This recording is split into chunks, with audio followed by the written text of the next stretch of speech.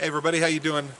Welcome back to 30 Days Until Dawn. What you just saw was a mortar stone for an ancient group of people who lived here and then were killed.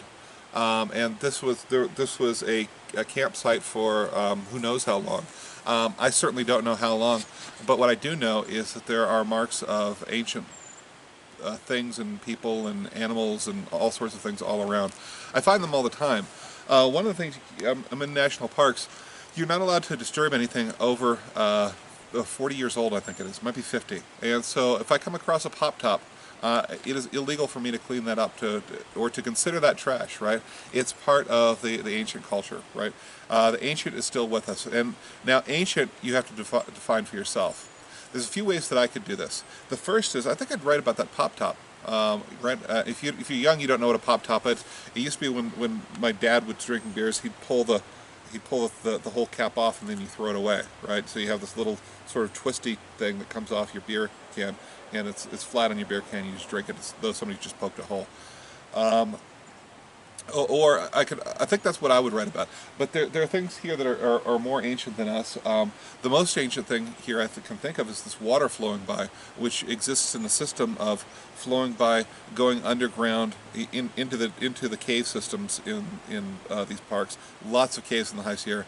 After hundreds of years, it comes back up and goes back in and over. There are glaciers that are much older than human habitation. I wrote a poem about this last year, and the glaciers melted because of global warming, and it was water that had been released, I don't know, 70,000 years ago, 100,000 years ago, who knows?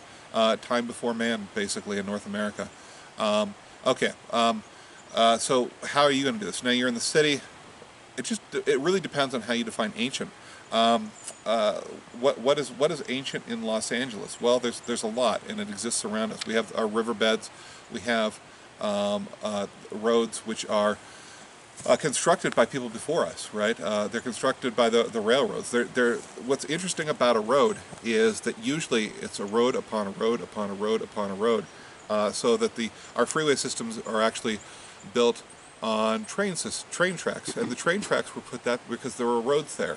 The roads were put there because there were paths there. They're just the most convenient ways through areas, so they tend to be really old, these pathways.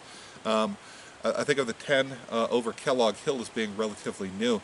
It's not. That's the way everyone has gone over that hill for generations. It's just that it was formalized as the 10 only recently in the 60s or 70s. Okay. Anyway, once you get that, put it down below, and I will see you tomorrow on 30 Days Till Done.